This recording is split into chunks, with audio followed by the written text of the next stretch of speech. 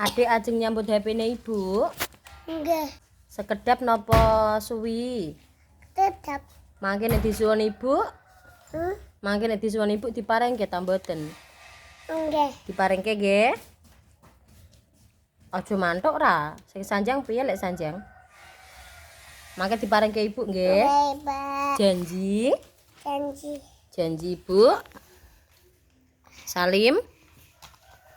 Tos. Mangke nek disuwun Ini. diparengke sinten? Ini Ibu. Oh nggih, terus leng matur pripun? Karena Pak. Assalamualaikum warahmatullahi wabarakatuh. Nama saya Desti Rahayu, NPM 2622130063, kelas 2 RPLH dari Prodi PG PAUD Universitas IFET Semarang.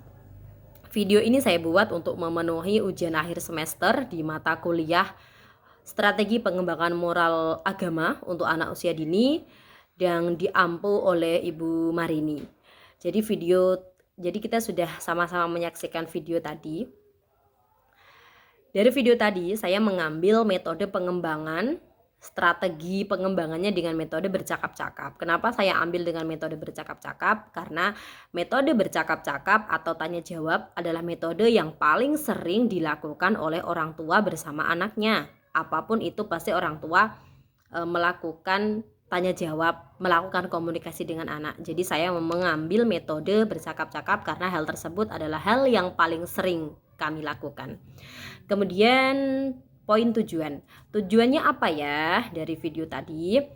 Sebelum saya membahas tentang poin tujuan, nilai agama dan moral yang saya angkat dari video tersebut adalah menonjolkan nilai tentang menepati janji atau menjadi orang yang amanah, orang yang dapat dipercaya dengan cara dia menepati janji.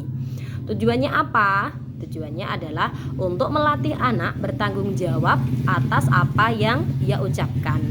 Yang kedua, dia menjadi tahu tentang sebab akibat atau resiko jika ia mengingkari janjinya. Kemudian yang ketiga, menstimulasi anak untuk berpikir sebab akibat, sama seperti poin yang nomor 2. Jadi anak akan terstimulasi, bagaimana ya jika aku tidak menepati janji, bagaimana ya jika aku tidak nurut sama ibu, misalnya seperti itu. Kemudian poin yang keempat, ketika anak kita sudah menjadi dewasa, tentunya tujuannya harapan kita supaya anak kita memiliki akhlakul karimah, supaya anak kita memiliki perilaku yang baik, menjadi anak yang soleh dan solihah. Tentunya dengan memiliki sifat amanah, sifat dapat dipercaya dengan menepati janji atau berperilaku sesuai dengan apa yang dia ucapkan. Kemudian poin media. Media tadi saya menggunakan HP karena HP-nya hanya satu, jadi untuk saya merekam dan untuk saya sebagai alat peraga, sebagai media kepada anak saya. Awalnya tadi anak saya mau pinjam HP, jadi media saya tadi HP, karena zamannya sekarang kan zaman digital, jadi lumrah jika anak belajar dengan HP.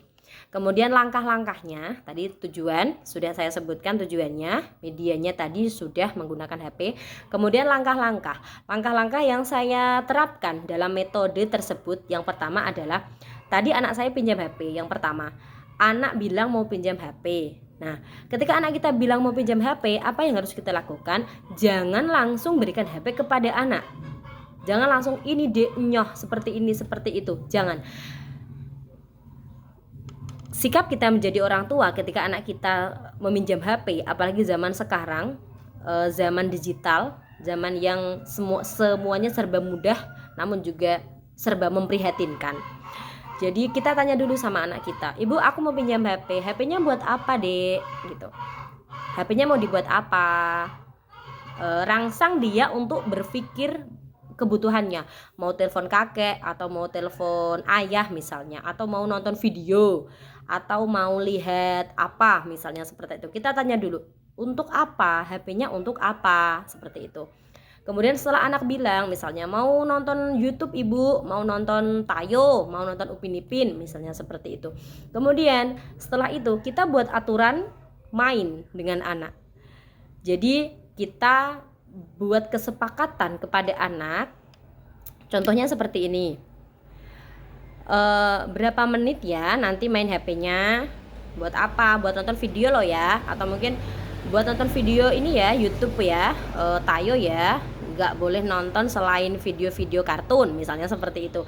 Kemudian berapa menit pinjam HP-nya? Ibu kasih waktu 5 menit ya, atau ibu kasih waktu 10 menit, seperti itu. Kasih dia waktu. Ajari anak untuk disiplin, seperti itu. Kemudian nanti kalau ibu minta, nanti dikasih ya. Atau mungkin nanti kalau ada telepon, ada WA, atau mungkin HP-nya nanti ada bunyi, nanti dikasihkan ke ibu ya, seperti itu. Kemudian ketika anak menepati janjinya, ketika kita sudah membuat aturan, lalu setelah anak main HP, setelah sekian menit, anak bisa menepati janjinya dengan dia minta coba ibu pinjam. Terus anak sudah berhasil menepati janjinya tadi, maka kita bisa memberikan anak itu reward. Reward itu tidak harus secara materi. Kita bisa memberikan reward dengan memeluknya, mencium, memberikan pujian, atau mungkin mengelus, seperti itu. Atau mungkin bisa juga dengan hadiah, itu sesuai kemampuan orang tua masing-masing. Kemudian ketika anak menepati janji kasih reward, oke, sudah. Dan apabila anak tidak menepati janji, nah ini yang paling sering dialami ketika kita sudah membuat aturan main. Terkadang banyak sekali anak yang masih berpegang teguh kepada pendiriannya, termasuk sikap yang baik ya Bunda, karena anak memiliki pendirian seperti itu. Jadi ketika anak tidak menepati janji atau belum sesuai dengan aturan main yang kita buat, kita bisa kasih pengertian kepada anak. Misalnya, nanti kalau kelamaan main HP matanya bisa pedih. Nanti kalau kelamaan main HP kepalanya pusing. Atau nanti HP-nya ngedrop, harus dicas terlebih dahulu. Kalau nggak dicas nanti mati, jadi kita nggak bisa belajar lagi. Seperti itu. Kasih pengertian kepada anak sesuai dengan kondisi pada saat itu. Misalnya, ibu ini mau telepon ayah, atau ibu mau minta tolong sama kakek ini, mau telepon nenek, misal bisa seperti itu. Kemudian jika anak tetap tidak mau, maka apa yang harus kita lakukan? Yang harus kita lakukan adalah menjadi orang tua yang konsisten. Maksudnya apa konsisten? Kita harus menjadi orang tua yang konsisten dengan apa? Ketika kita sudah mencoba dia pinjam HP, anak tidak mau, maka langkah yang kita lakukan, kita ambil HP-nya dengan perlahan. Maksudnya dengan pelan-pelan, kita nggak boleh berbuat kasar. Kita minta HP-nya pelan-pelan, dia pasti tantrum. Nah ketika dia tantrum, kita biarkan dia meluapkan emosinya. Asal biarkan anak sampai meluapkan emosinya sampai mereda, tapi tetap dengan kita awasi supaya tidak terjadi hal-hal yang tidak diinginkan. Kemudian setelah dia menangisnya reda, kita bisa peluk anak, kita berikan sedikit pengertian dan sisanya kasih dia pujian. Jadi jangan terlalu banyak memberikan pengertian kepada anak, karena anak juga nggak tahu, maksudnya sulit untuk mencerna. Jadi berikan dia sedikit saja pengertian, kemudian sisanya berikan dia pujian. Nah seperti itu. Sedikit pengalaman dari saya Bunda, semoga bisa bermanfaat. Wassalamualaikum warahmatullahi wabarakatuh.